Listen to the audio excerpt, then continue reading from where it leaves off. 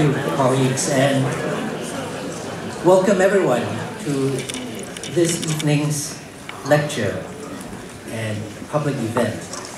Before I welcome the Chief Minister and make a short introduction, let me welcome all of you to the LSE and welcome back to the LSE for those of you who have left and returned this evening. My name is Danny Kwok. I am Professor of Economics and International Development here at the LSE. Just a few quick housekeeping comments before we begin. If you've got your cell phone here, and I assume everyone does, could you please put it on silent? You don't have to turn it off, but please do put it on silent. And I've just confirmed with the Chief Minister that it is okay if you want to tweet as the lecture proceeds. For those of you who do come regularly to LSE public events, you know that that's something we encourage. We encourage there to be a conversation that goes on, not just here at the event, but more generally on the internet and outside. Just so everyone knows, this event is being recorded. And if no technical issues or difficulties arise, a podcast will be available sometime after this evening. For those who want to tweet and continue with the conversation, you're welcome to do it any way you wish, of course, but if you like, you can also use the hashtag #LSEMYS.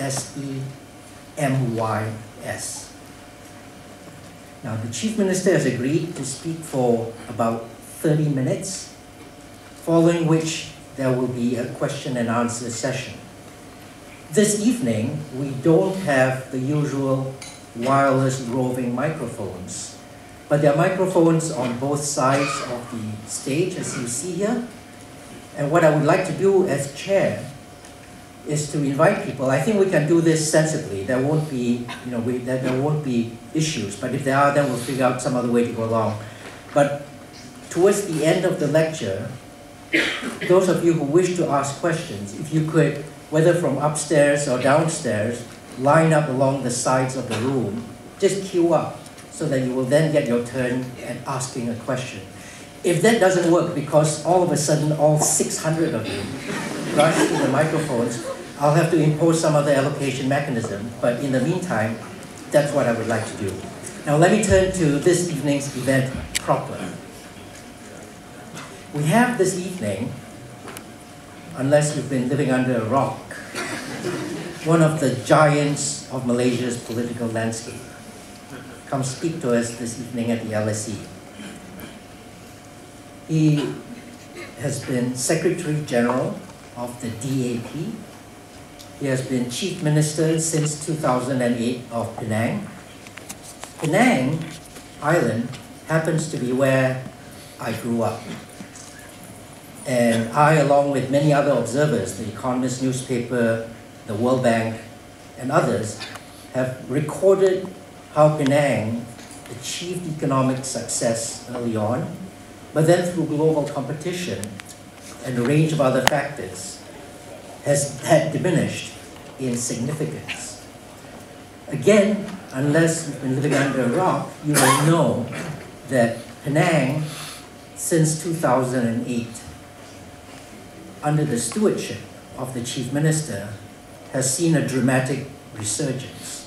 This is not the place or time to recite numbers, so I won't, but most of us will know that the investment that's flowed into Penang has grown multifold. Penang is top in manufacturing investment. At the same time that all of this has happened, the government budget deficit has been dramatically reduced. The process by which tenders are obtained for projects in Penang has been completely transformed. There's bidding for procurement for these projects. There's transparency, there's openness, and there's competitiveness. The fiscal surpluses that have been achieved have been transformed into social programs for the disadvantaged. It has been transformed to upgrade and improve high-tech infrastructure. Penang has been brought out of those early doldrums that I mentioned to you into a competitive, globalized economy. It has engaged with the giants of economic growth throughout the world: China, Thailand, Australia, many other countries, for purposes of trade, for direct investment, and for sharing ideas on best practice. In the time since 2008, the stewardship in Penang has emphasized governance. Good, clean governance that's transparent, that's accountable. It has improved dramatically the financial management and running of the economy. Now, if I can broaden out just for a second, many of you will be familiar with a debate in academics on the nature of democracies in the modern world and the tendency for certain kinds of political systems, autocracies, in the view of people like Darren Acemoglu and James Robinson, to breed what's called extractive elites. Entrenched extractive elites that stifle economic growth and that plunder the wealth of a nation. Personally, as an academic, I think that some of that literature has overplayed the connection between autocracy and entrenched elites. The fact of the matter is, when you look around the world, you see entrenched extractive elites under many different kinds of governance, democracy and autocracy alike. But what everyone agrees is that the Chief Minister that we're going to have speak addresses this evening has successfully participated in this global narrative, and that in Penang, through ending corruption and cronyism, and deeming not just in many parts of Malaysia, but throughout Asia and the rest of the emerging world, he has dramatically improved economic and political performance. Now, all these are good sounding things, they're high and mighty things. But if I can drop down to just a personal note, in my books, even if the Chief Minister had achieved none of these, the fact that he spoke out the way he did on women's rights, on truth and justice, would already put him pretty good in my books. So if you could join me in welcoming Yang Amat Berhormat Lim Guan Eng to the stage.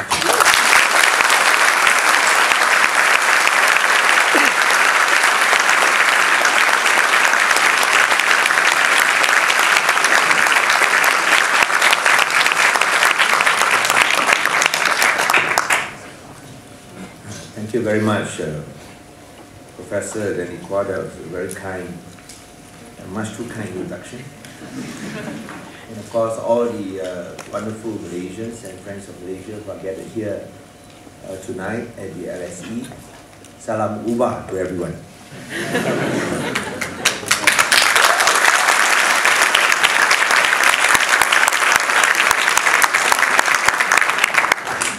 First of all, let me thank everyone here for spending a Friday evening listening to someone from Malaysia talking. It's a long weekend. And at the same time, I'm told that you are having examinations. But I'm sure that all of you high achievers at LSE are fully prepared for exams. And that's why you're hearing me speak instead of, mugging your books. So anyway, good luck in the examinations. But at the same time, I'm sure we are all very proud of you. And we hope that you will return home to help us change our country. My topic today is on the performance of the last elections, especially Pakatan Rakyat. But since Professor Danny Kwa had also touched about Penang, I'm also willing to take any questions on Penang afterwards. But perhaps we can combine both topics together.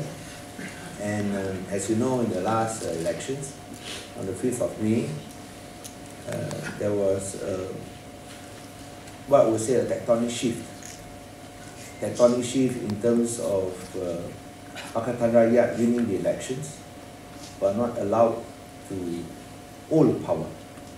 And no matter what the Barisan National Government said, the fact remains that Pakatan Rakyat won 51% of the popular vote.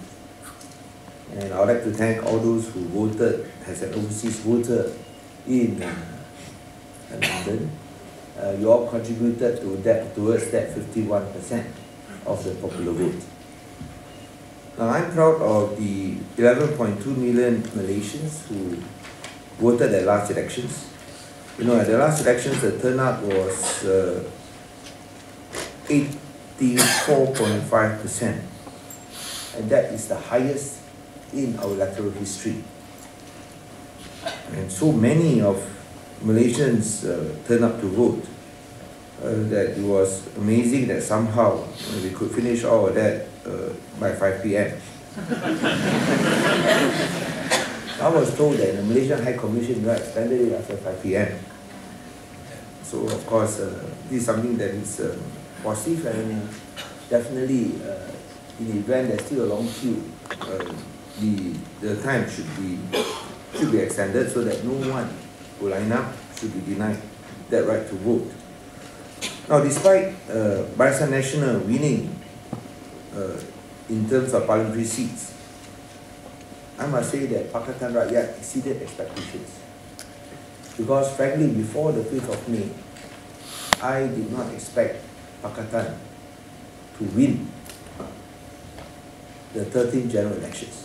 Because I felt somehow we will not be allowed to win. But we won 51% of the popular vote. We have 400,000 more votes than Barisan Nasional. And I think this is, as I said, an amazing transformation. Of course, we won only 40% of the seats.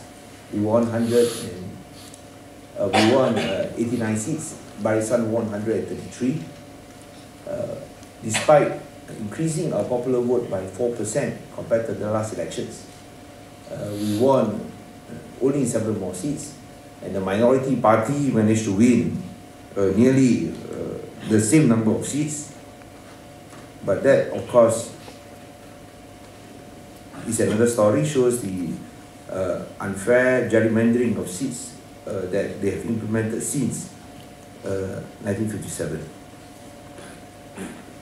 If you look at the number of seats won by Pakatan, it's just not in terms of parliamentary seats, but I think that increase is more significant in terms of state seats. We won an additional 32 state seats.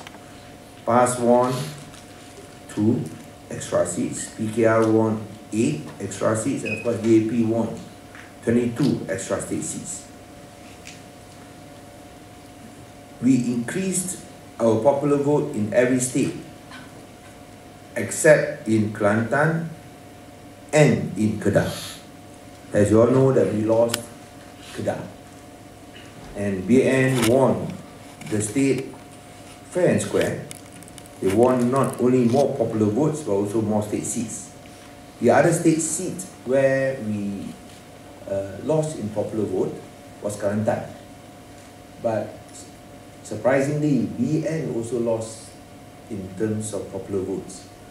The increase or the reduction was as a result of the increase in votes to independent candidates.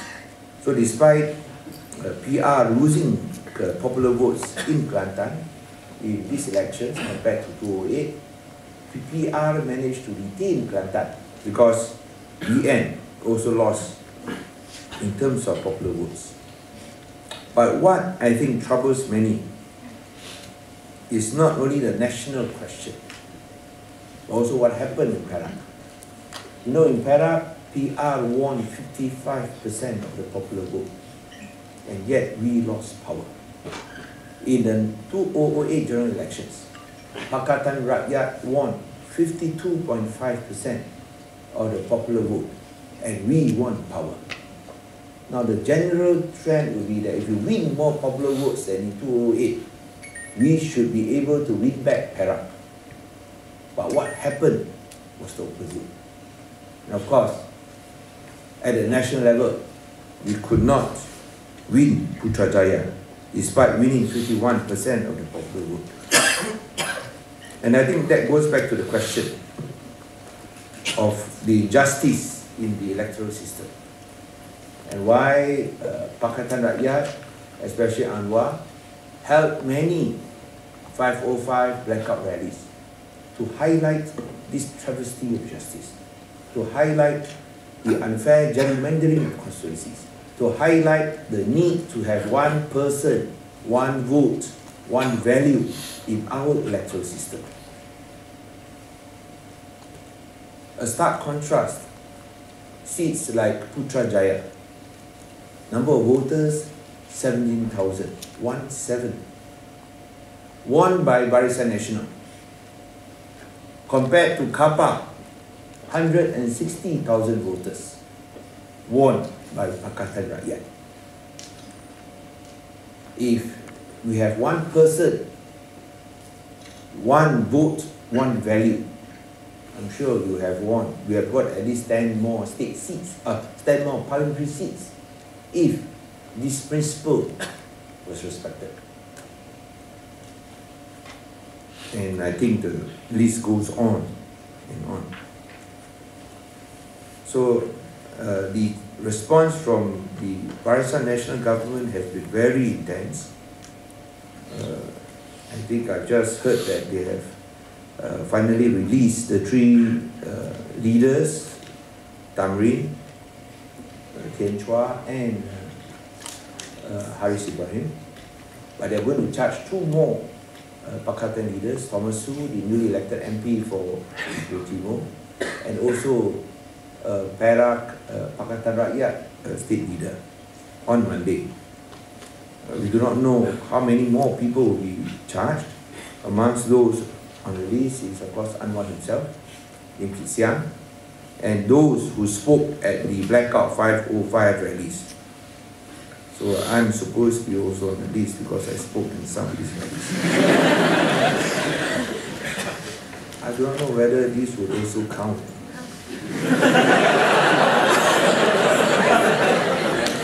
So you all will be my witnesses. Now, having said that, I think it's very important that we continue our demand for a fair electoral system. Because if we do not have one person, one vote, one value in the Malaysian political process, Barisan Nasional can win 42% of the popular vote and still remain in power. So what we have now is a minority government, a minority prime minister, a minority political system. And I don't think that is acceptable at all. Democracy necessitates, democracy requires the majority to rule. Of course, respecting the legitimate rights of the minority. But what we have in Malaysia now is a minority ruling over the majority. So there are 8 challenges for Pakatan to move forward. First, of course, post reform. Secondly, is the need to keep on pressing for post reform, and of course to fight the false perception and the false claims by Barisan Nasional to racialize the election result so that they can avoid responding to the need for post reform. The immediate response from Barisan Nasional is that this was a Chinese tsunami. Now, is this a Chinese tsunami? I think you know the answer that it is not. It is a Malaysian tsunami. The Chinese comprise 25% of the total voting population. Now, even if we had won 80% of the Chinese vote, this means that only 24% out of the 51% of our popular vote is Chinese. Yeah, Bangladeshis.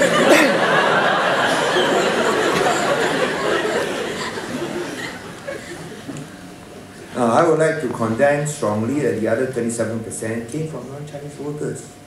Not just Indian voters, but Malay voters. Pakatan won more votes and seats in the Malay heartland of Perlis, Terengganu and Pahang. PAS won an additional 7 state seats in Selangor, all Malay majority seats. In Sabah and Sarawak, BN's share of the popular vote fell by 6.6% and 5.3% respectively.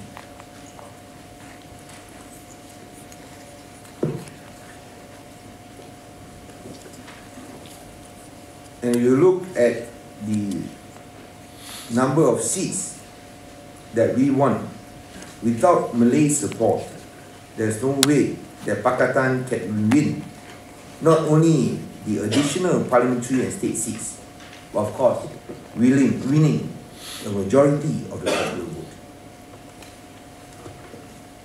Secondly, as I said, there's a need for electoral reform. I think that is critical, because if we do not have electoral reform, not just one person, one vote, one value, but also ensuring that these phantom voters are not permitted. Come a day when Malaysians, ministers and prime ministers are determined not by Malaysians but by foreigners. I think this is very troubling. Thirdly, of course, Pakatan needs to remain united. There's some concern that there will be some hopping, there's some buy-off of MPs and aduns. So, of course, we have to be disciplined and hold on to our principles. Fourthly, we must convince voters that at a time of politics of fear, division and intimidation, we must move forward to embrace the politics of hope. And of course, to show policies that can make a difference to our future. Fifthly, we need to capture the hearts and minds of the younger generation so that they can be our agents of change at the next general elections. We have put forward a slate of young candidates, women candidates, many who have won, and of course they will be our future leaders. Sixthly, we must of course continue to engage with Malaysians, especially those overseas. There are 500,000 Malaysians overseas. I do not know how many of these 500,000 Malaysians voted at the last elections. How many of you voted? Can you please put up your hand? I don't think that's even 20%. And it is the remainder 80% that will determine whether there will be change or not. And I think that is why it's important that we must engage with our Malaysian brothers and sisters overseas. The seventh challenge is that we must show that we can continue to govern the states that we want better, not just better than Barisan Nasional, but better than we did in the first term. And as you know, that is not an easy task. Lastly, we must remain resilient throughout all the trials and tribulations, especially with the crackdown, the harsh crackdown that is now implemented by the Barisan Nasional government. Now that is my 8th challenge. That's the end of my official speech. And you know I'm doing that so that I can at least have something to show to the authorities when they file charges against me.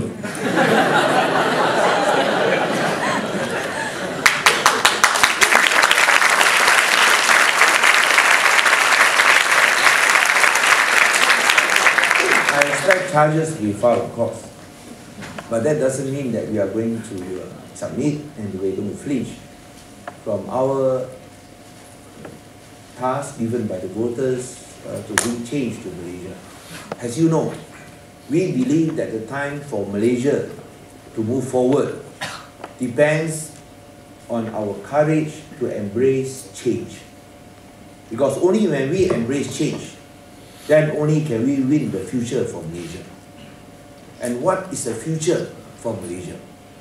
The future of Malaysia is one of hope, one of opportunity, one of freedom, not one of fear, hatred, and lies. We have been deceived too long. For the last 57 years, they have given us a wrong picture of what the future of Malaysia holds for all of us. That only Barisan Nasional can rule. That only if we accept their racial compartmentalization, that only is there a future for our citizens. And we reject that completely. We believe that every Malaysian should be given the opportunity to realize their potential, should be given a platform where they can show what they are capable of, and most important of all, to embrace each other as brothers and sisters. We are all Malaysians.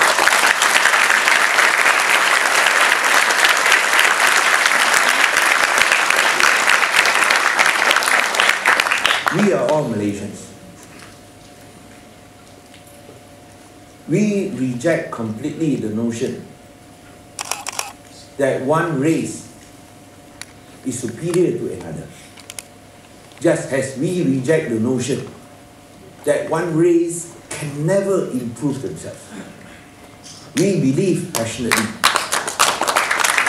that there's nothing wrong with the people of Malaysia. There's nothing wrong with any race. It is always the policies that determine the success and failure of one community or one country. So when things go wrong, don't blame the people. Don't blame the community. Blame the policies. Blame the government. Change the government if you have to. Don't change the people.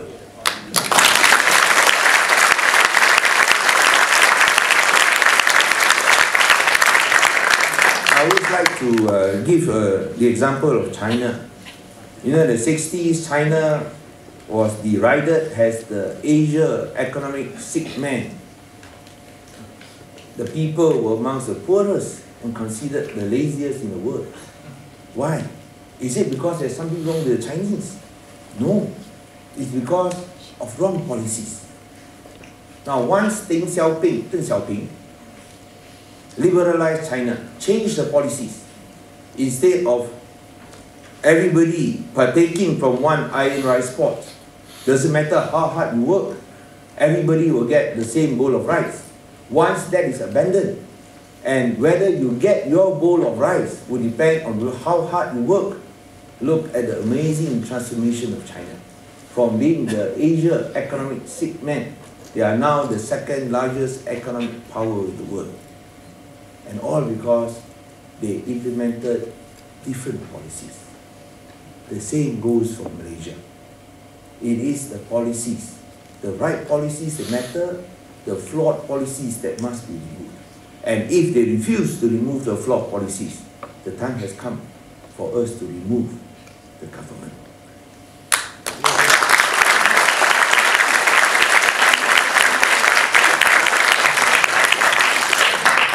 In the last 5 years, we have proven that we can have a clean government.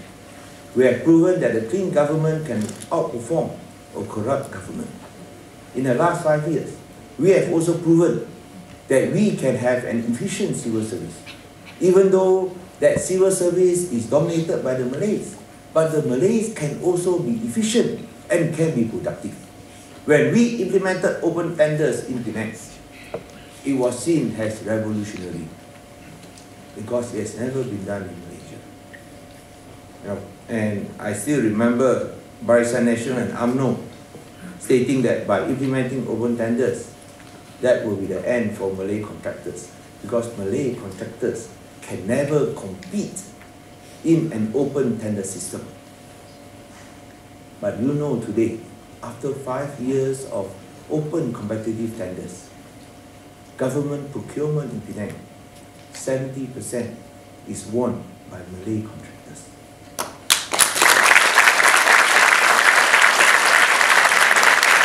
And that proves our point that there is nothing wrong with Malay contractors.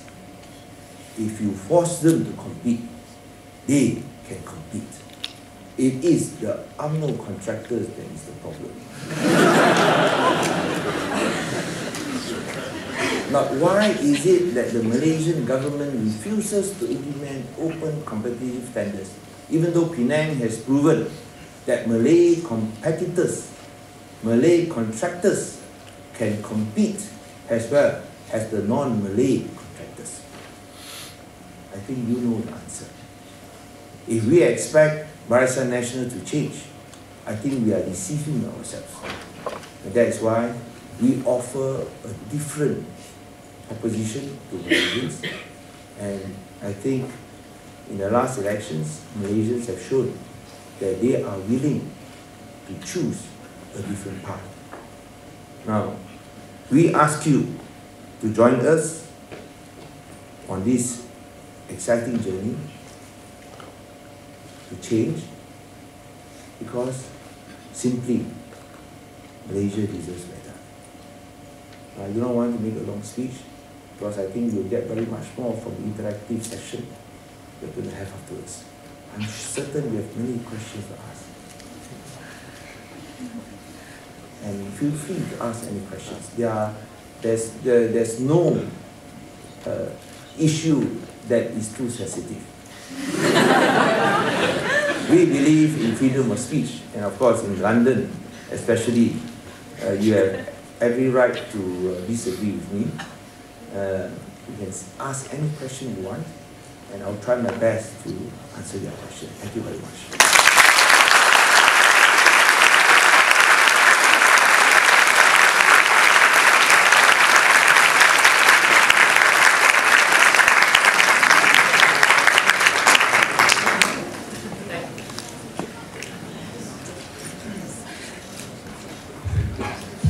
Thank you, Chief Minister. Now, he has graciously agreed to take questions, as he's just said. We are able to go on until 8 o'clock, or perhaps just a little bit after. So if I could invite people who do have questions, we won't do the usual put up your hand, identify yourself, but if you could come to the microphones. If you feel so inclined, please do identify yourself and then pose a question to the Chief Minister. And let's begin by suggesting that when you pose a question, you actually do pose a question. It is a question rather than your own lecture. So, yes, I know you've got your hand up, but I'm afraid that if you could come down. Yeah, because it's so far for us and we have to walk. Is that okay? Or can we just from the upstairs, can we just ask like this? Yeah, thanks. Go ahead. All right. First question, actually, I would like to thank Mr. Lim Guan Eng. Welcome to London. And about just now, I was disagree about the speech in China about the economy is great, but I think Malaysia can be better because we got right to speak. But the Chinese, they are still in the that kind of they get controlled by all the government, and lots of them, they don't dare to speak. And from the internet, because from the social media, I see there's lots of this is my second question. There's lots of people now because the oppositions, we are losing the seat, and they turn to get really aggressive, and they start to boycott all the some company, which is it infect our company and our country's economy.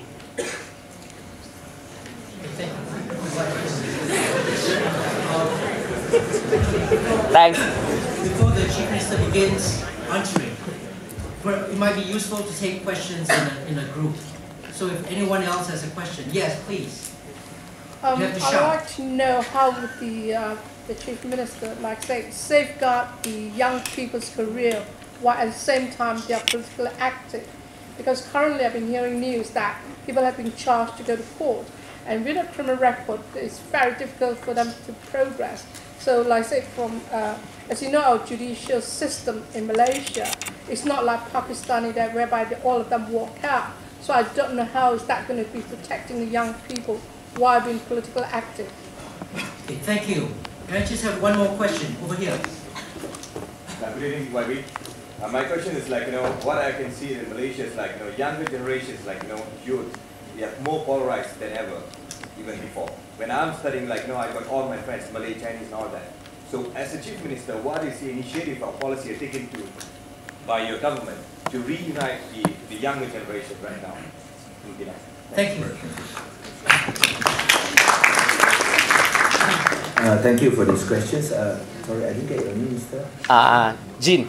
Jin. Yeah. All right. Actually, when I spoke about China, I was talking about economic reforms. Yeah. Did not address political reforms. Okay. So I think in that respect, there's no doubt that there is extensive and intensive economic reforms in China compared to China in the 60s. As far as the need for political reforms, I think probably that's another topic that we should address at another session.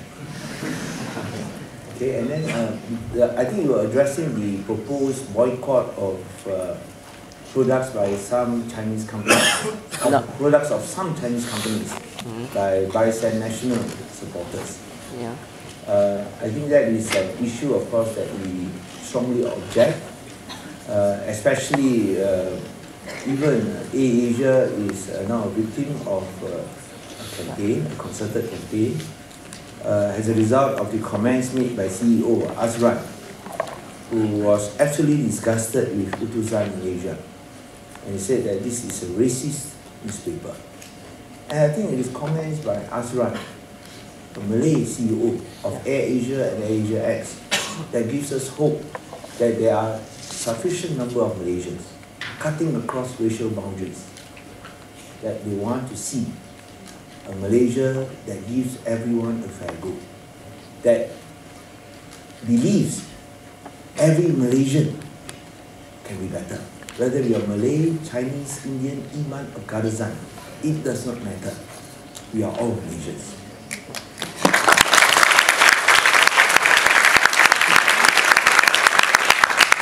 I think that's why we need to support AirAsia, isn't it? The second question about youth, the challenges that we face. Now, we are not going to promise a garden path for those who are active politically. But what we promise is that we will do everything within our powers to try to, of course, protect and defend those who fight for our rights. But like all political struggles, you cannot, nothing venture, nothing gain, you cannot get something for free. I mean, the economics treatment always say there's no such thing as a free lunch. It's also the same for politics. But I think that should not deter young people from fighting for their rights. Because if we submit to the harsh tactics of the federal government, then there's no future for us. I think we must keep on plugging, as we have done for the last 57 years. And I believe that, as shown in the last elections, we have now a majority of Malaysians who believe in our cause. The question now is how to translate that into real power, or to win power at Putrajaya. I want to repeat again that we won the last general elections. So of course, there is a mini campaign done by Barisan National to press for the retirement of Anwar Ibrahim. Because Anwar had said that if he loses these elections, he will retire and he will become a professor and teach in one of the many universities that offers him the position.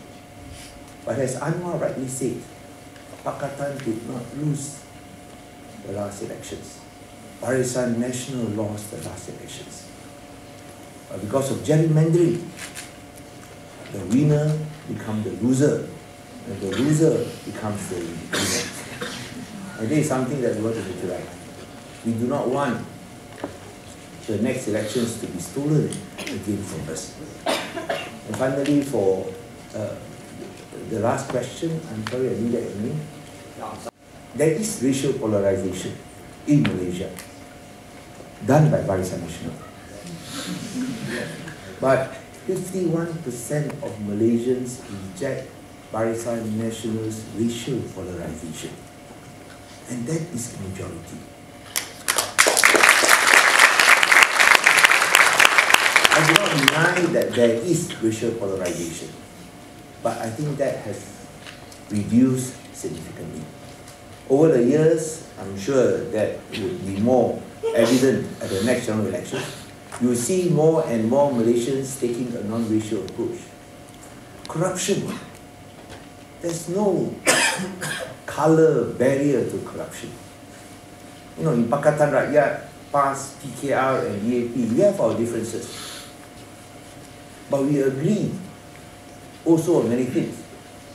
We agree 95% of the time. We only disagree 5% of the time. That's why we work together under Pakatan Rakyat, under a common manifesto. In contrast, Barisan Nasional, they disagree 95% of the time. Isn't it? UMNO is racial, MCA is racial, MIC is racial. Everyone supposedly fighting for one race. I don't know who Gerakan fights for. So, racist parties disagreeing with each other 95% of the time.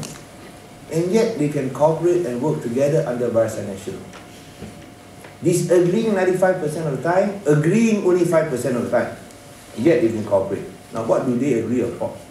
Corruption.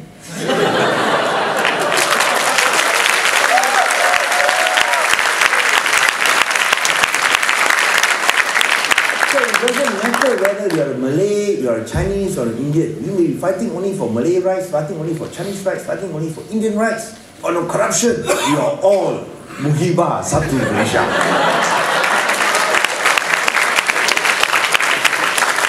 And I think this is now being rejected by many Malaysians, especially the young. Young Malays are disgusted by corruption.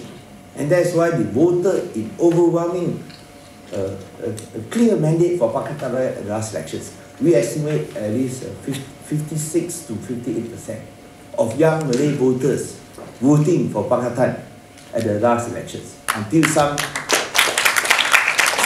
Malay UMNO MPs are worried, seeing their majorities drop from 30,000 to 3,000.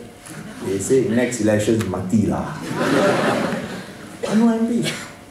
Why? They say all the 16, 17-year-olds, 5 years time, they're all going to vote mati lah. And you know, they are basically Malay voters.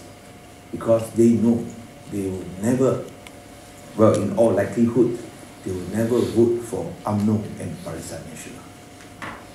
So I think there's a promise for Malaysia, a promise of youth. And I think it's important for us to go back, reject that racial polarization, work together on issues of integrity, freedom, democracy, justice. I think this is what would bind our wounds and would unite Malaysia. Thank you.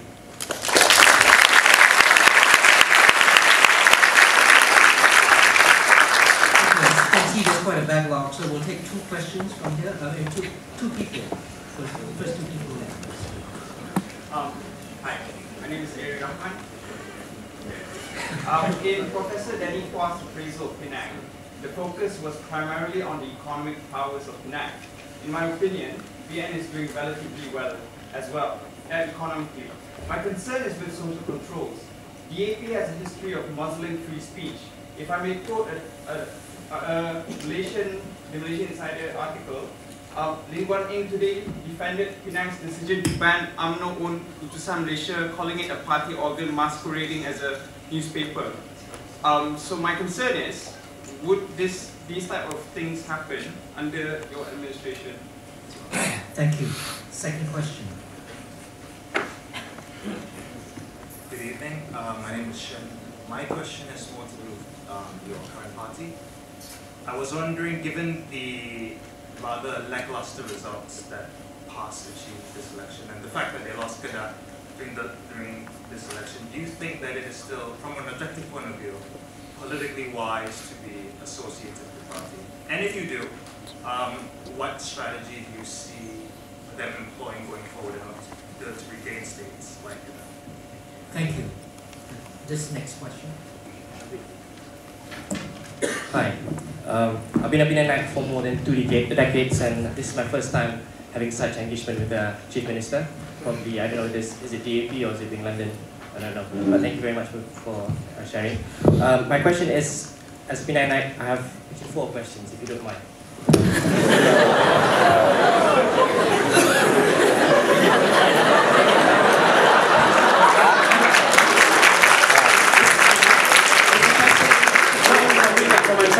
My fellow Penang. Now I have some, because you're from Penang, especially for you. Penang mana ni? Yeah? Jutong. Huh? Jutong. Oh, Jutong. Right. Yeah. Okay, so first question is basically about housing in Penang. So there are influx of expats buying houses in Penang, which has caused, as you know, the prices have increased sometimes a lot more faster than KL. So is there any government policy to allocate properties, affordable homes for Malaysians, especially Penangites? That's number 1. Number 2 is in respect of public transport. Rather than spending tons of money building underwater tunnel, I think many people agree it's better for Penang to have a more established public transport, MRT, rapid. Penang, I don't really use it because it's not as good. I mean, with due respect. Okay, so that's question number 2. Question number 3. Every time I land in Bayan Lepas, there will be taxis up. And Penang's taxi is always very expensive. I always take KL taxi, but when Penang taxi, I'm very skeptical to take. Is there any policy in terms of tackling that issue? And last but not least, as the Chief Minister of Penang, are you sporting enough to sing the Penang National Anthem? It's optional, obviously. As the Chief Minister of Penang, are you sporting enough to sing the Penang National Anthem? Thank you very much.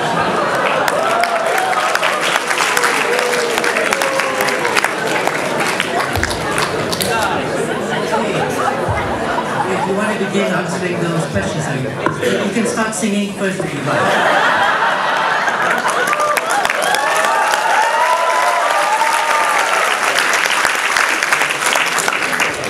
I'll start with the first question.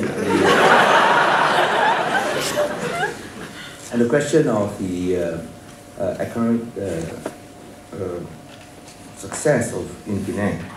I'd like to thank the speaker for acknowledging the economic success of Penang, and of course saying that he feels that at the federal level that we have also done very well economically. Well, I would like to also probably disagree that we have done very well economically, but because I think if you look at some figures, where 60% of the households have an income of less than 3,000. I think that these are very disturbing figures. Coupled with the fact that you look at the household debt in Malaysia, it's probably the highest, if not the second highest in Asia. You know what is our household debt ratio to GDP? In 2012, 81%. 81% GDP. If you look at the debt service ratio of these households, it is 50%. That means half of the average monthly income of every household is spent on debt servicing, leaving only 50% for the other necessities of life. What future is there for the 60% of households with less than 3,000 ringgit monthly income? And despite these figures, disturbing figures, the government wants to impose the GST of 7%. Now, whilst we, of course, can debate on the merits of the merits of a consumer tax, especially the efficiency aspects, but we believe that if you want to impose a consumer tax, or consumption tax, sorry, you want to impose a consumption tax, you must have a reasonable average level of income for the average households. Otherwise, the burden and the impact will be most greatly felt by them. And I think I'd like to cite some figures which will be very interesting to every one of our friends here. The newly appointed minister in the Prime Minister's Department, Sri Idris Jalal, proposed a 7% GST, which would enable Malaysia to rake in an additional income of 27 billion ringgit a year, which works out to every Malaysian, man, woman and child, they have to pay an extra 1,000 ringgit for every person. So with a GST of 7%, if they go ahead with it, I think that will give lots of money to Pakatan Nation, enabling them to pay out BRIM. You know what is BRIM, isn't it? Bantuan Rakyat Satu Malaysia, which is the 500 ringgit that they gave to every poor household. The Pakatan National promised to increase that to 1,200 a year. And we were wondering how they are going to get the money from. Now we know. 1,200 is for every poor household. If you take an average person per household, of 5 persons per household, as I mentioned just now, 1,000 ringgit for every person for GST of 7%. 5 persons, that will work up to 5,000 ringgit per household. That means for paying out BRIM 1,200 ringgit, they can get back 5,000 from GST of 7%. That's a good deal, isn't it? I think this probably makes our point that if the Malaysian economy is supposed to be doing well, it's not filtering down to the masses.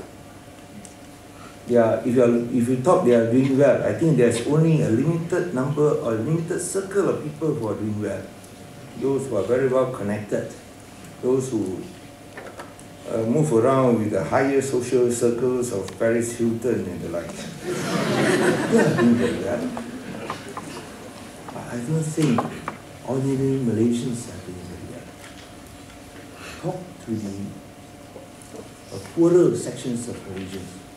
I think you will know that they are suffering. And I think it's this group that we want to respond to. When you mention about the economic successes of Penang, it's just not in terms of numbers. Just not in terms of investment numbers, not just in terms of surpluses, not just in terms of our success in reducing our debt by 95%, but it's also our success of becoming the first state in Malaysian history to wipe out poverty. We did it this year.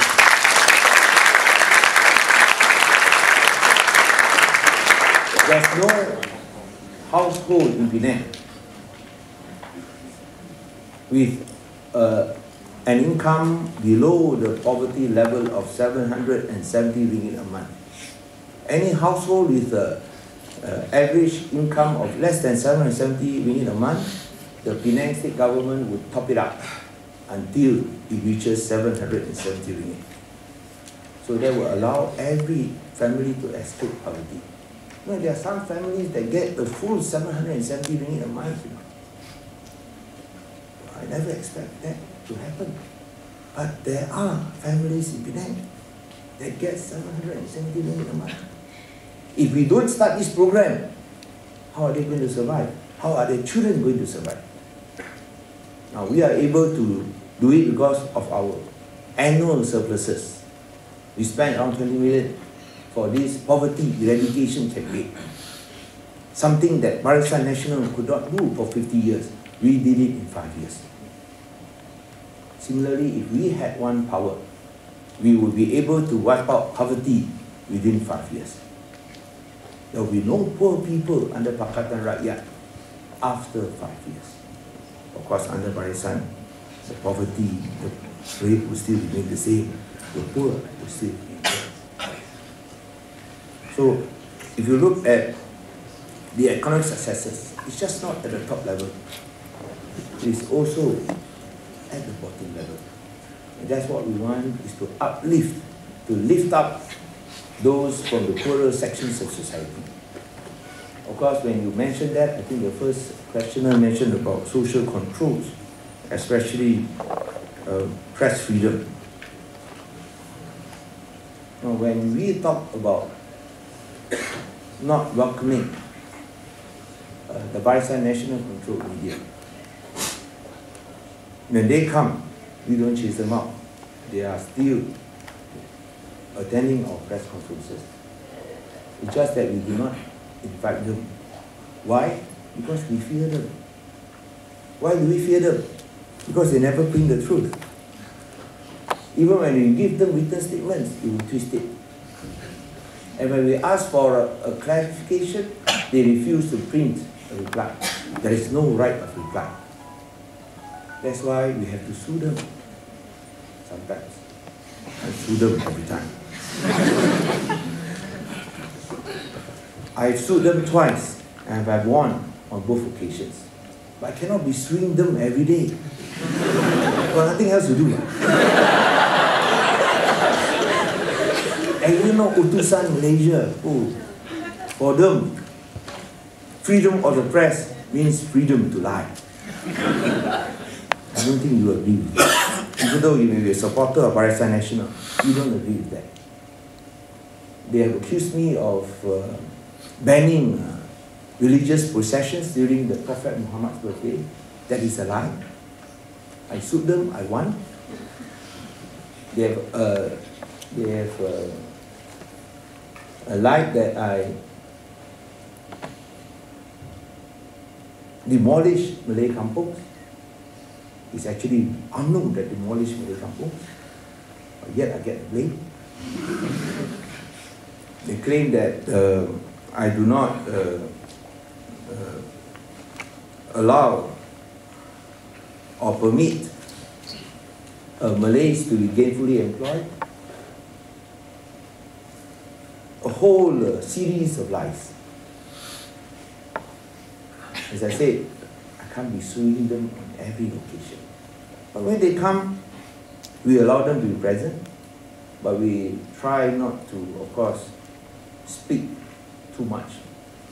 Because when you do so, then you give them many more opportunities to distort what you say. So I think it's only an exercise of self-defense.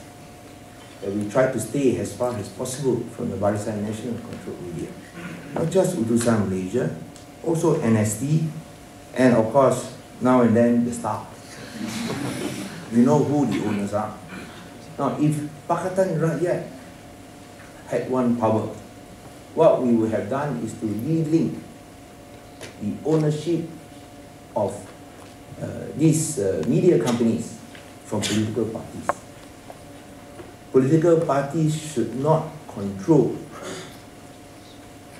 mass media, because then you will not enjoy freedom of the press. Now, we are not hostile towards those who criticize us, but give us the right of reply. If you do not even give us the right of reply, what other choice do we have but to sue? And as I said, you cannot be suing them every day. So the only other choice is not to engage with the Barisan National Controlled Media. So I hope that answers your question. The second question, what's the second question? Whether it's politically wise to associate with certain kinds of artists. I think you're talking about PAS losing Kedah. I think that's a question that PAS has to answer truthfully. Why they lost Kedah? And I think we know the problems that Kedah had. UMNO could win back Kedah. At the end of the day, it doesn't matter whether you're from PR or BN. What matters is whether you deliver good governance.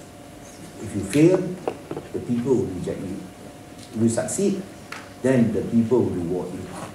Just as in Penang, we won 68% of the popular vote, an increase of nearly 10% compared to the last elections.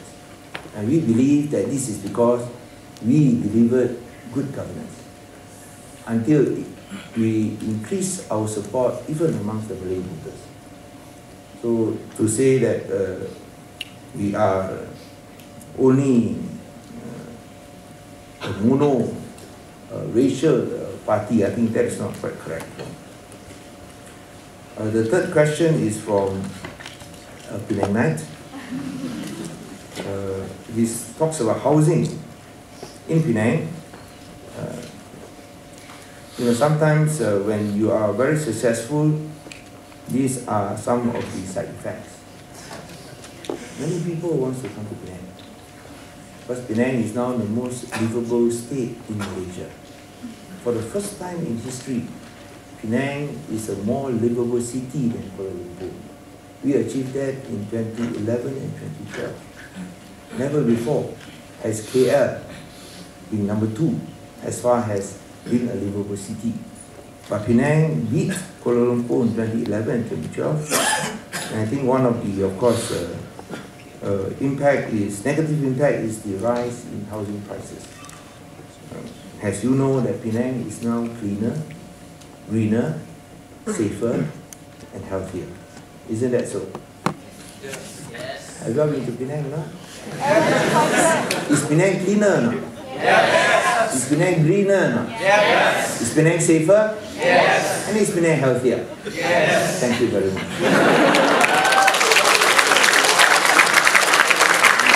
That's why the demand for housing has gone up. Many people want to live in Penang. You look at even the tourist arrivals. Before 2008, the number of cars crossing the Penang Bridge was 60,000 vehicles daily. That has gone up to 80,000 on a normal day. Holidays, 110,000 vehicles a day. So that's incredible numbers. And that's why we say that there's a need for public transport. I agree with, is he still around? One, kan? Upstairs. Sorry, your name? Hamid. I agree with Hamid that there's a need for public transport. We should be moving vehicles. We should be moving people, not moving vehicles.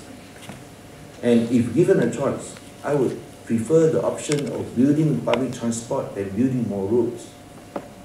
But I think, Hamid, you may not realize that public transport is a federal jurisdiction. I have no powers over MRTs. Much as I want to build a monorail or a tram system, I need to get the approval from the federal government. Even if I pay for it myself. I have to get approval from the federal government. And I can never have a tram or a monorail unless the federal government gives me full authority over my buses, my trams, and my monorail. That is the problem with centralization or the lack of decentralization in Malaysia. Everything is centralized in Putrajaya. It doesn't make sense, isn't it? It doesn't make sense that the bus routes or the bus stops is decided not by the local authority, but be decided by someone sitting in an aircon room in Putrajaya. It doesn't make sense, but it is happening in Malaysia. And that's why you complain about the taxi sapu. I agree with you. You complain about taxis not having meters. I agree with you. What can I do? It is not within the state government's powers. It is within the power of the federal government. And that's why if we had one power in Putrajaya, one of our agenda, one of our most important things would be decentralization.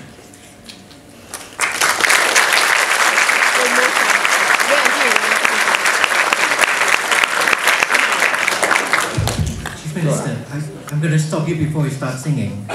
Because I would like to hear from as many people as possible. Why don't we sing together afterwards?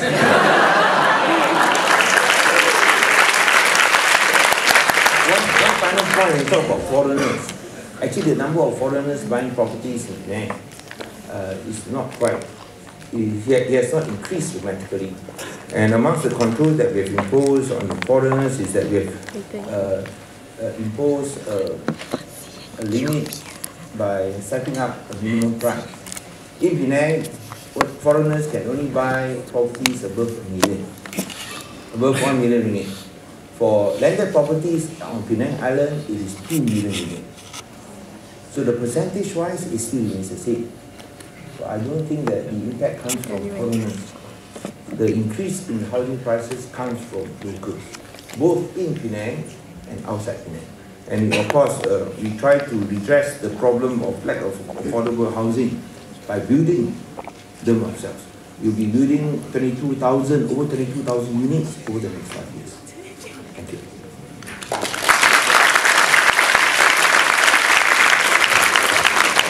There are lots of people with questions, so keep them short. And Chief Minister, I'm going to ask you to, you don't have to answer every question, but I'm going to insist that you answer every difficult question. Go ahead. Chief Minister, I'm Chen Yuan. What I believe happened in the last general elections was that there was also an urban-rural divide. So what are the measures or policies that Pakatan would take to convince perhaps more rural communities to believe in Pakatan's vision, given that they are, if I may say so, less well informed and more easily bought over by cash handouts? Thank you. Thank you. The man in the sarong.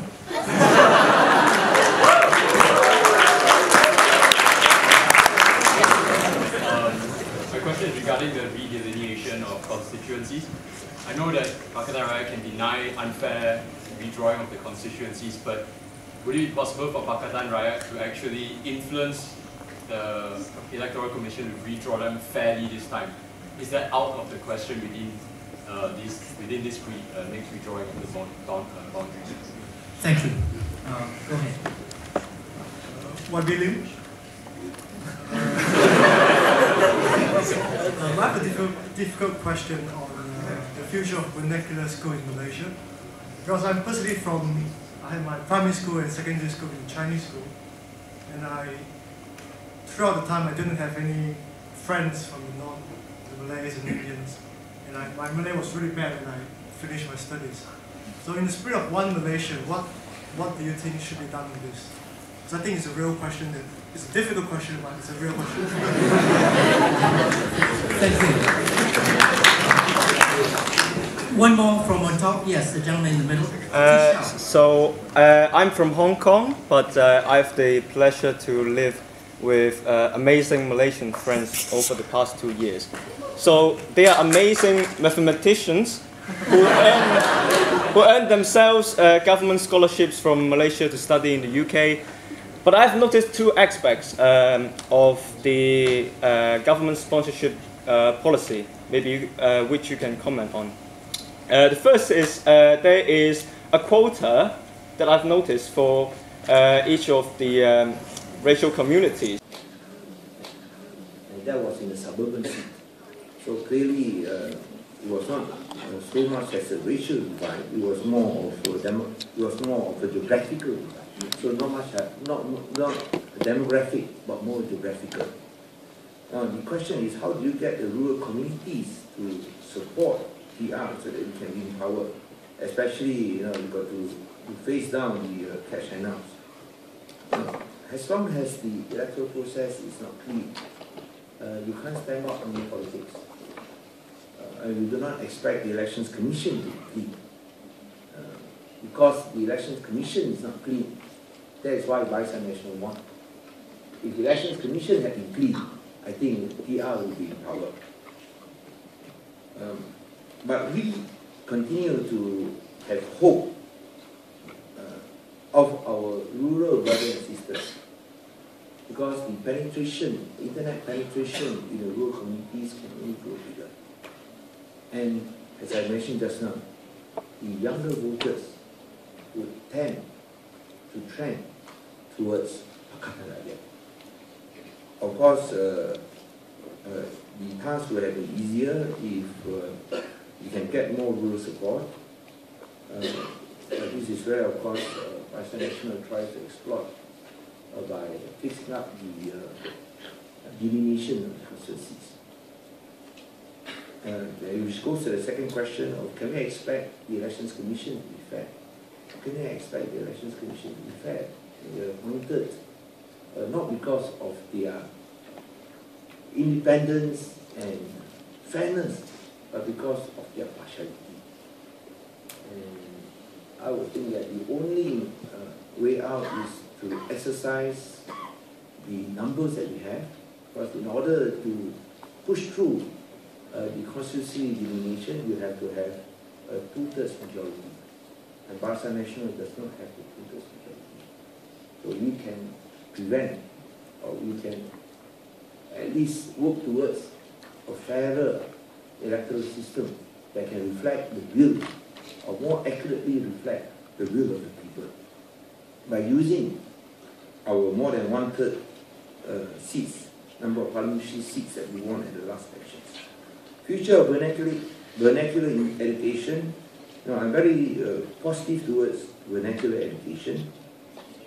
If you look at the Chinese schools, the number of non-Chinese students are increasing every year. Some of the Chinese schools survive because of Malay students. Many of the Chinese schools who have been closed because of Malay students. I think that augurs well that vernacular education should not be seen as a culprit towards Malaysia not having national unity. Vernacular education is not a culprit, but it's a national is a culprit. No, after all, if you look at Chinese schools, they don't ban non-Chinese students from studying in their schools. But you look at Pakistan National, UMNO does not allow non-Malays to join. MCA does not allow non-Chinese to join. MIC does not allow non-Indians to join. So you talk about barriers towards national unity.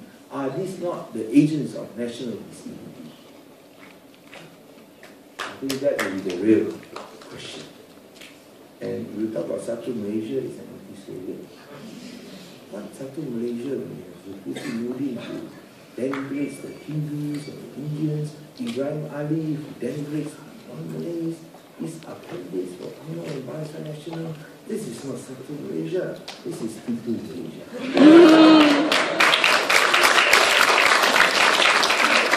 On the question of scholarship quotas, I would agree that, number one, that some of the jobs assigned to those scholarship holders upon graduation somehow doesn't make sense.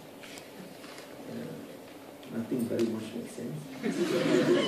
But if we have one power, we will have to seize up to make sure that to each according to their abilities. But that doesn't mean that we only give scholarships based on merit. We must also give scholarships based on needs. Those who are poorer, I think they should also be given attention. What we are unhappy about is that the poor are not given their just due. Somehow the rich are also given scholarships. Anwar Ibrahim told his own story. I don't know whether you've heard Anwar Ibrahim's story. He said his daughter, when he was enrolling her in university, they offered him a scholarship for his daughter. He was shocked. He said, I'm the Deputy Prime Minister. How can my daughter get a scholarship?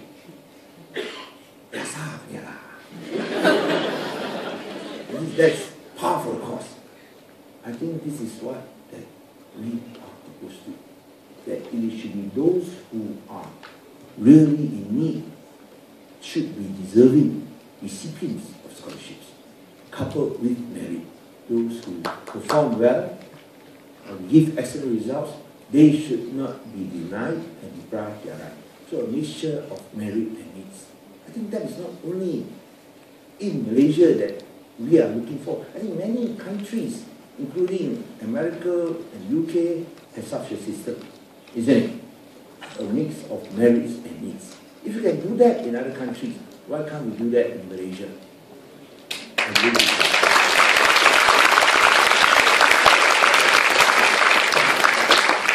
Thank you time now.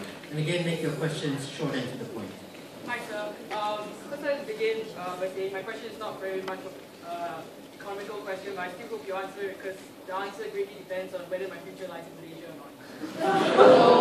Let me quote from an article in Free Malaysia today. It says that a lawyer once asked Anwar Ibrahim if he should discriminate against homosexuals, and his answer was yes. And he further went on to say that we do not give space to homosexuals, and that Malaysian law must be crafted in a way that we must believe in the sanctity of marriage between a man and woman. We do not promote homosexuality. My question is what is Pakatan Rakyat going to do for the LGBT community of Malaysia when it does eventually win?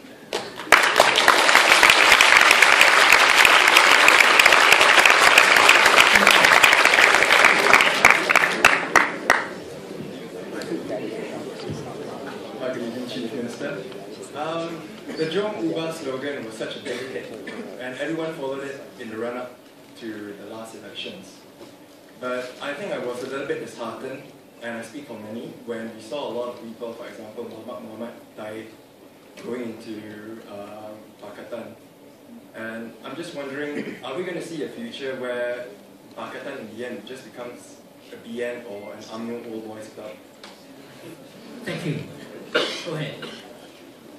Hi, good evening, Chief Minister.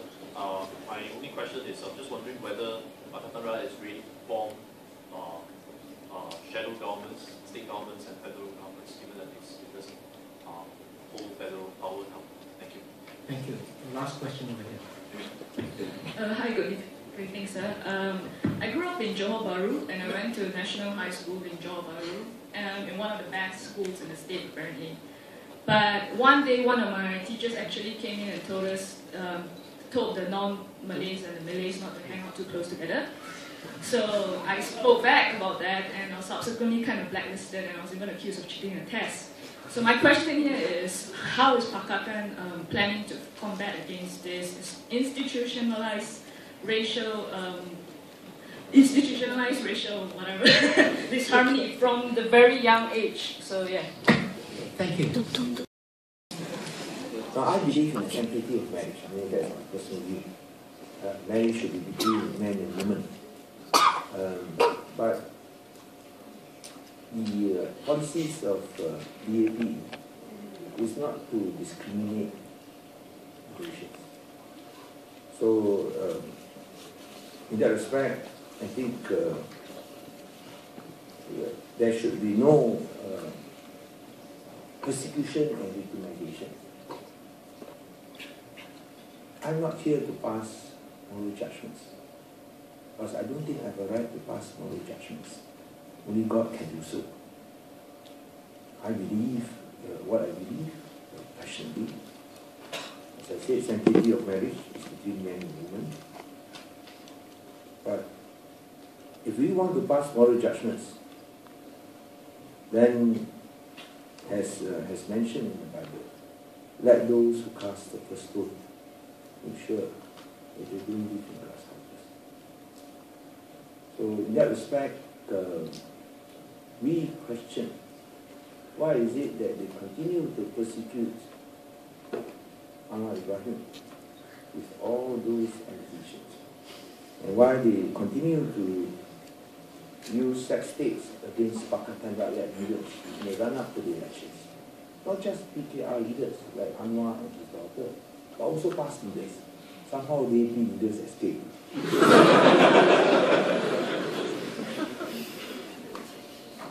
But they can have as many sex tapes as they want.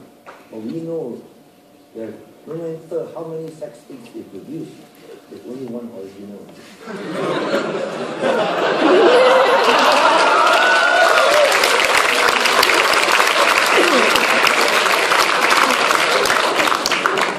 As I said, I do not want to pass without moral judgments.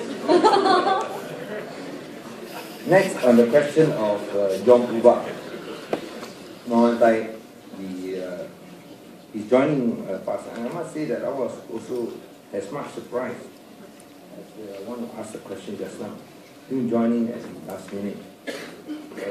I would definitely agree that this would give the perception that if you have some of these controversial personalities joining PR, would PR in the end turn into an UMNO Old Boys Club or even a BN Old Boys Club? I think this is a reasonable question that I think we should address to make sure that the original spirit and the original struggle of PR remains the same. But sometimes, you know, we should not come down too hard on those who make mistakes. But not all the time they can be forgiven. For example, Tamrin. You know, Tamrin was once under UMNO, if I'm sure. His father is the former deputy prime minister. He joined the past, I think, more than a year back. And now he's also one of the three debates.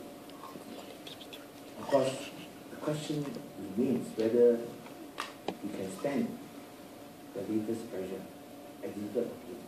Time will tell. So, we can of course take a very puristic approach that no, you have not attained the bar, you cannot join.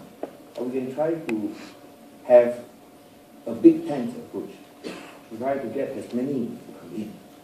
I think these are different views, contending views, and it's not an easy question to answer. But I would like to probably adopt the approach that to err is human, to forgive divine.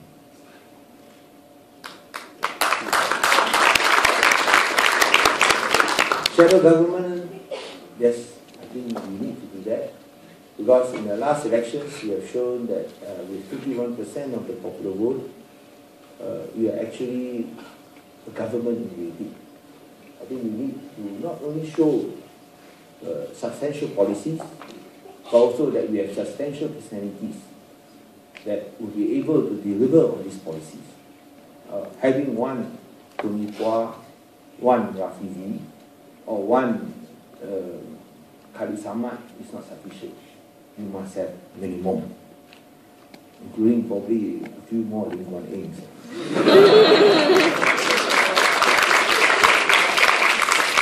Institutionalized racism. I think this has been bugging us for the last 27 years. Institutionalized racism. It all comes from the top. Leadership, for example. If the leaders are non-racial in approach, if the leaders practice what they preach, if the leaders show that they would not tolerate institutionalized racism, I'm sure that will slowly wither and die. That would disappear. Look at what happened in America. There's still racism. You can't take that out from an individual.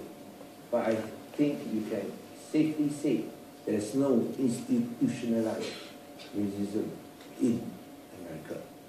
And this all comes down because the leaders show through example that they will not tolerate such extremes.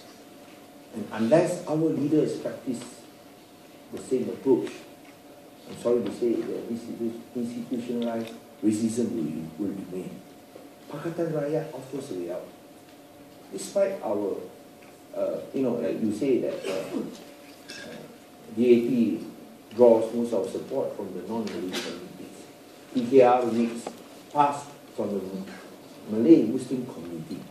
But you look at the leaders themselves, we are surprisingly non-racial in outlook.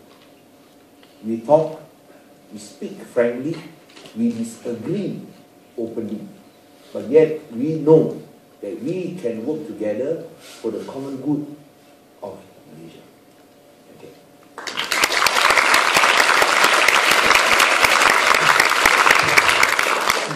Chief Minister, you've been very generous with your time and very kind to us this evening. I don't want to strain any further demands on you, but I would like to finish up. These people have been standing here for a while, so I would like to finish up this round, but then we will have to be the last round, I'm afraid. So if we could begin here, and then I will get to you. Good evening, Chief Minister. My name is Calvin, and I'm a Penang Lang. And my first question is, on a macro level, the debt level of our country is at a very worrying level. So I'm just very curious of what Pakatan Rakyat has in mind to prevent our country going into bankruptcy. And another thing that really worries me is that, be it BN or Pakatan Rakyat, you guys have been very focused on short-term remedies. As you mentioned just now, you just give money to people to eradicate poverty. But do you not agree in the long run to take Malaysia out of the middle income trap? We need to focus more on human capital development.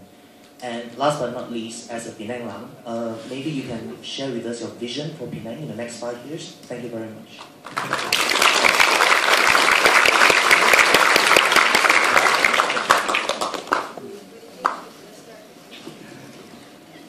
My question is related to the earlier question of the urban and rural divide. And I don't see it just as misinformation to the rural people, but also of the mindset and the mentality of the people.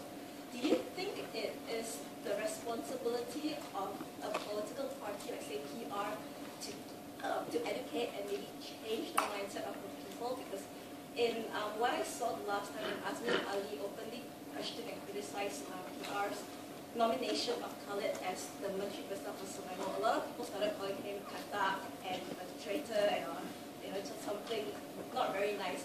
But to me, it was okay to openly question. But so, what do you think about that? Okay, thank you. Over here. Hi, Lim. I'm from Penang as well. Yeah, I'd like to ask two questions with reference to your official speech just now.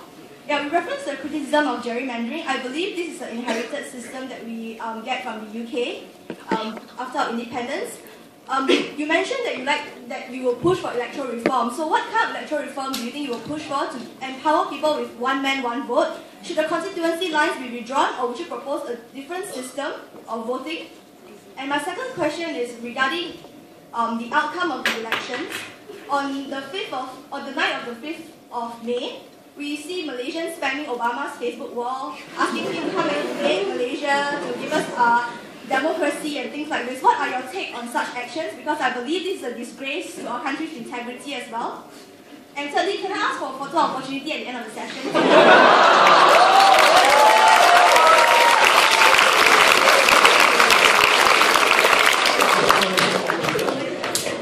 Hi, YB Lim. Thanks for coming all the way to London. I have to be your biggest fan in this room. Two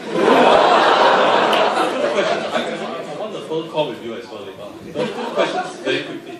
The backdoor Senator Koh Soo Khoon has been harping on the multiracial formula that BN has to offer.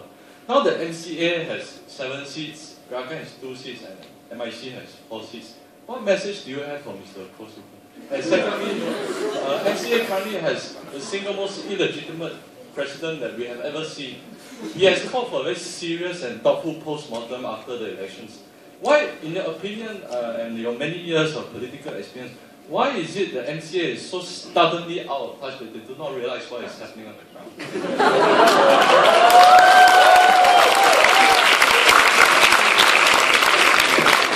Very last question. I'm Justin.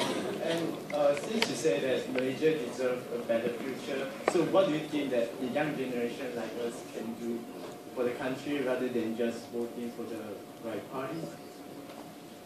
Thank you.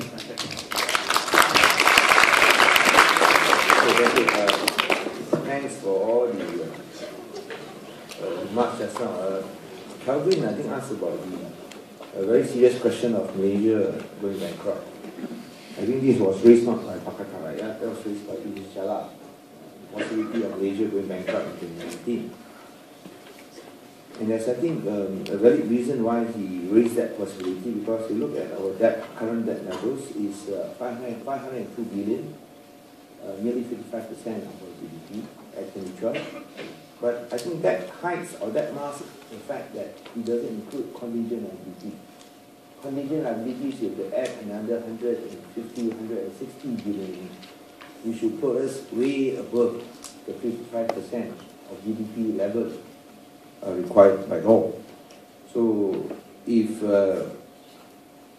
Malaysia is to escape bankruptcy, what can Pakatan Rakyat do? I think, let me give you some figures that we achieved in Penang. Now, one of the reasons for our surpluses, despite not getting any money from the federal government, is because, number one, we don't steal money, of course. I think that's a given. Number two is competitive tenders. Open tenders really save a lot of money. Not just in terms of capex, but also opex. Not as capex, capital expenditure. The initial amount, for instance, when I wanted to do a new park in Bukit Tajam, in Bukit Dio. For those who are from BM, it's Poly Chu Swa in Bukit Tajam. So the estimated cost was 2.1 million. When we did it by open tender, the contractor that won the contract, again, a booming Malay company, only 1.1 million. That means you save nearly 50% of the estimated cost. If it was under BM, 2.1 can become 4 million. Isn't it? Here, 2.1 become 1.1. And that would not sacrifice quality. And that's very important, because if you don't have good quality work, you know what that entails? Extra maintenance expenditure. And maintenance expenditure is sometimes more than capital expenditure. For example, you look at roads. We never understand why last time also the same, now also the same. After a new road is built, after 2 months you see holes growing everywhere on the new road, isn't it? But it will not happen in Penang. Why? Because we do coring and boring tests. Engineers here, you know what I'm talking about, coring and boring tests. You want to see whether it goes according to the specifications. JKR says 30.5 inches, make sure it's 30.5 inches. If not, you don't get paid. Never mind, we'll go after you. So, and it's just not only one place. You'll do random coring and boring tests to make sure that you follow specs. And that's very important for us. Because if you have a road well done, for instance, you don't have to spend money repairing, filling up the holes. That is a lot of maintenance expenses. And that's where we save. Not stealing money is one thing. Having open competitive tenders, you get the best price, you get the best quality, you get the best management practices. It saves money. And that's where we can reduce our government debt. Sometimes you can reach from 35 to 50%. We look at the lowest threshold, 35%. If Penang, let's say you look at 25 to 50% in terms of savings. National level, if you're in power, we save 35% through open competitive tenders. You know how much is the capital expenditure for the federal government yearly, including JLCs? 204 billion ringgit a year spent for capex. If you have a savings, the minimum threshold of 25%, how much would that save you? 51 billion ringgit yearly. Isn't that a big amount? Now, if you can save 51 billion ringgit yearly, I'm sure this will go a long way, and that doesn't include the reduction in maintenance expenses. That will go a long way towards creating savings, even including reducing debt. So we believe that Pakatan Rakyat, if in power, by implementing international best practices, we can reduce our debt. How do we escape the middle income trap? I definitely agree that we should invest in people instead of investing in white elephant projects. Invest in people. Only when you build human talent, then can you ensure that the seeds of prosperity are planted. Somehow we have not been able to do that because we have more people, we have more brain drain than brain gain. Since independence, we have lost 2 million Malaysians. Many of you are here. We believe that if you had one power, you will return home. Isn't it?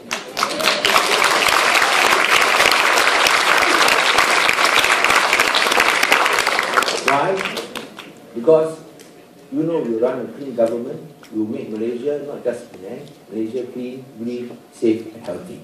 I think that's what matters most. For Penang, the next 5 years, again, Penang's success will be built on human resources.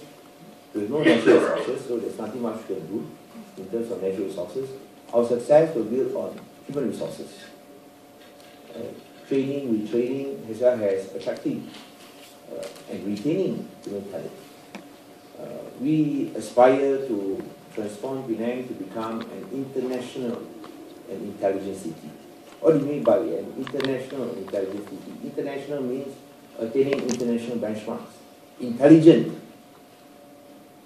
When you talk about being an intelligent city, just not the notion of intelligent city, an intelligent building, no.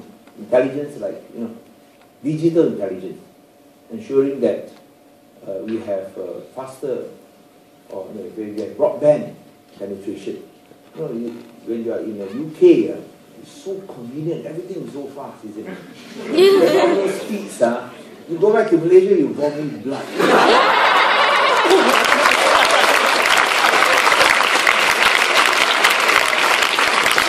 I think I'm striking a clock here somehow. Streaming, you all go back to Malaysia, use streaming. I have 2 words to say about streaming. Streaming sucks. We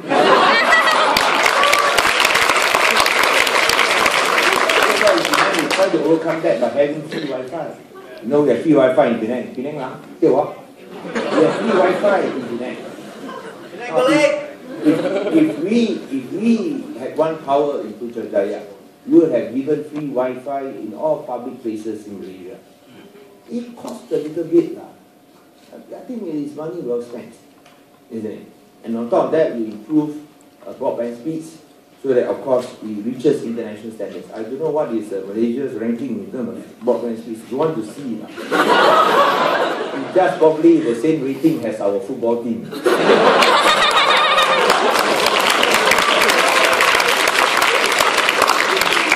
For Malaysia to escape the middle income trap, I think it requires sound policies.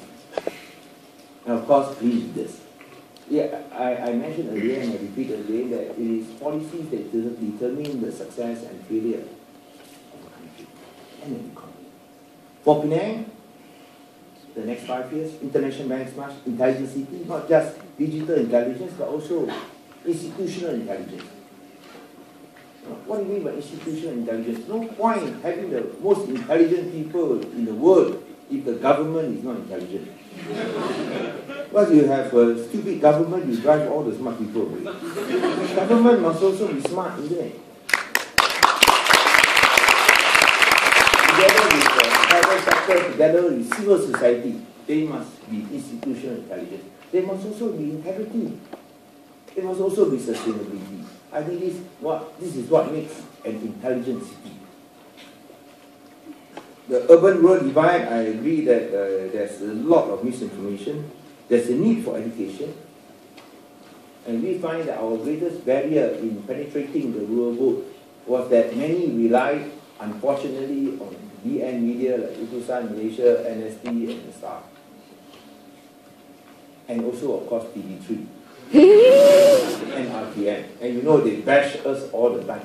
You look at TV3 news, if you don't see Lim Guan Eng, it is not news. Of course, when they mention Lim Guan Eng in TV3, it is nothing positive and favorable about it.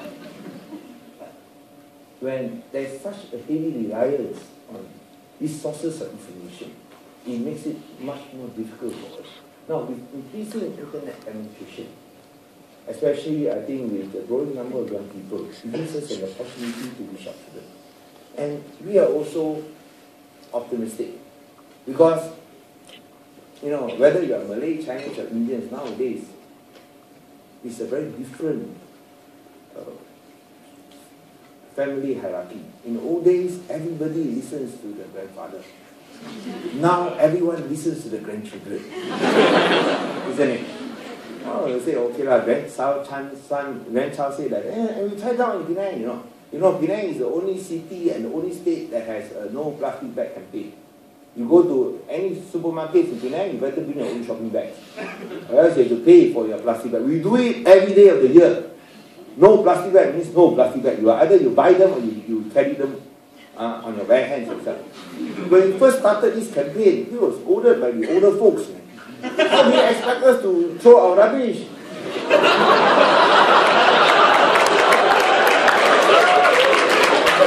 Remember or not, the older folks scolded us, how are you going to throw our rubbish?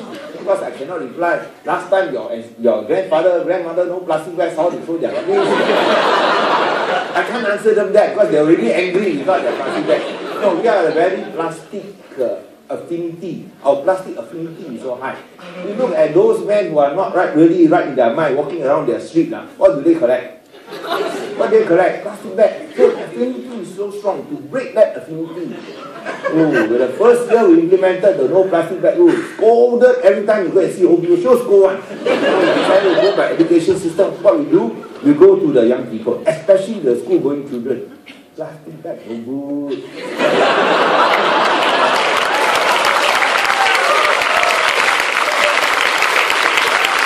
Plastic bag is carbon footprint. Everything about the need to reduce plastic bag consumption. Go and tell your grandfather, grandmother, cut down to save your future. Do that. They did. The young children, the school children, especially those in primary school, they supported this campaign and they told their grandparents. After that, the grandparents cut down. They supported. Why? Because they love their grandchildren.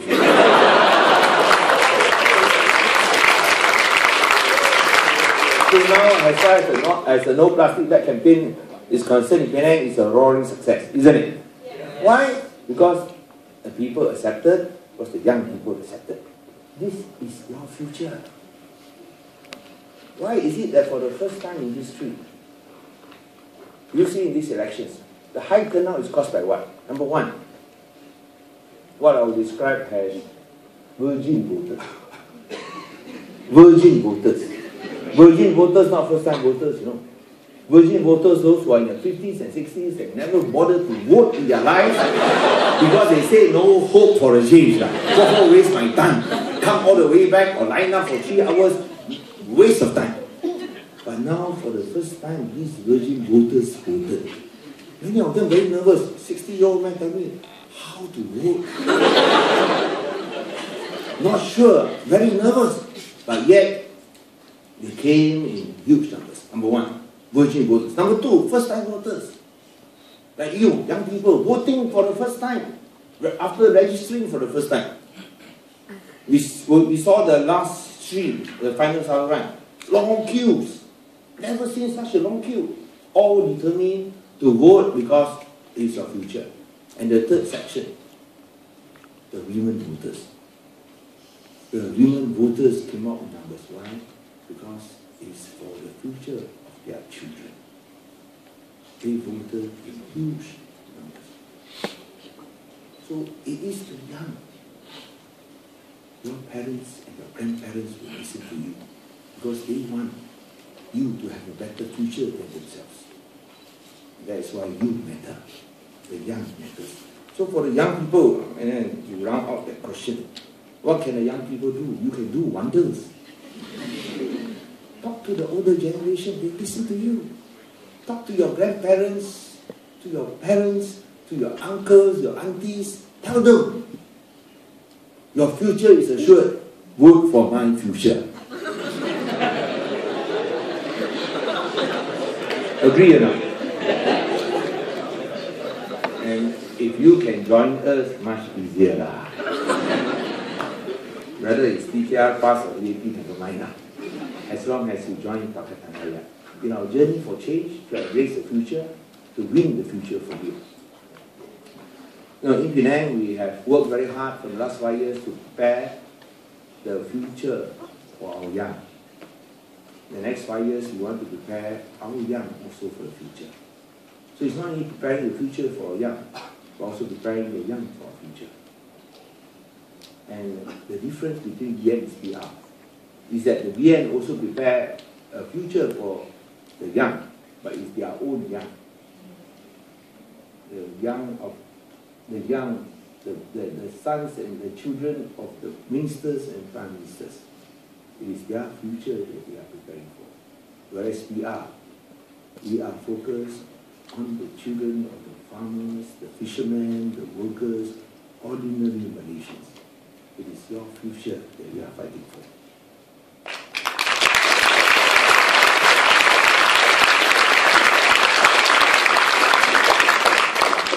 Gerrymandering, inherited problem, I agree. What is the solution? Go back to the 1957 Merdeka Constitution, where they fixed a limit of 15% difference, that a constituency cannot exceed another by more than 15% in terms of your votes.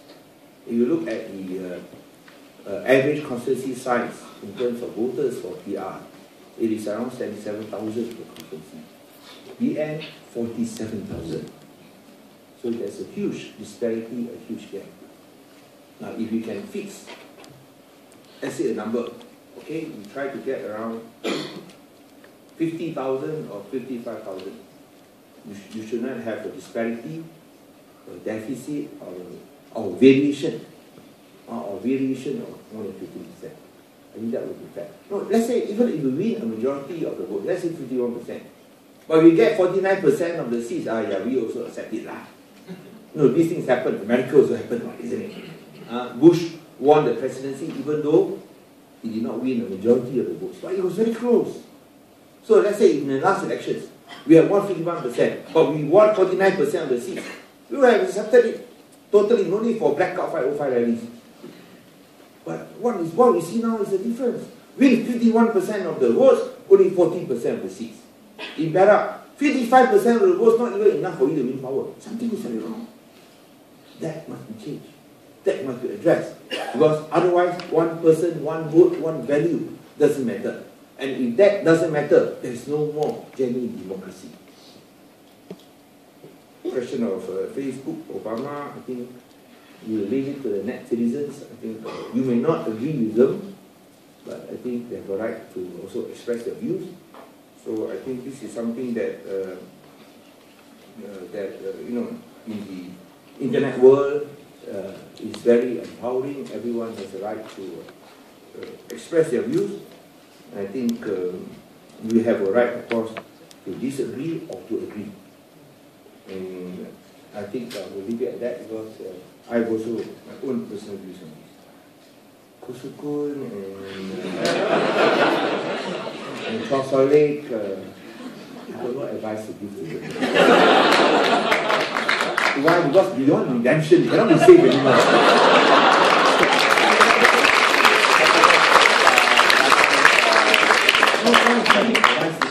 You talk about Chor Lake, not that I want to. I'm not saying why you don't want to vote for MCA. Why Chinese don't want to vote for MCA? Don't say what Chinese don't want to vote for MCA. Malay also don't want to vote for MCA. Isn't it? Malay want to vote for, which self-respecting Malaysia, whether you are Chinese, Malay, English, you want to vote for MCA led by a person like that. I think it is not fair to try to racialize the election results. I think what's important is whether that they have responded to the needs and the yearnings for Malaysians. So perhaps I can close by asking everyone here, whether you are a long-term resident, whether you are a student, whether you intend to return or not to Malaysia, let us not look straight. Because, you know, Malaysia is a blessed country, rich in natural resources and richer in human talent. Let us do something to let Malaysia realize its potential. We should not allow the government that has shown that it does not deserve to be in power to continue to be in power. It is up to us to be the change that we want to see. You know, I always like to end my speeches by quoting from Plato, so that I can at least appear to be very learned now. But you know, one of the favorite quotes that I like about Plato is, you know, this, what he said, when you know, you can forgive a child who is afraid of the dark. The real tragedy is when a man and woman is afraid of the light. And we have lived in the dark for too long. Let us shine the light on all four corners of Malaysia. You may fear the light at the beginning, but let me assure you, living in the light is much better than living in the dark. Thank you.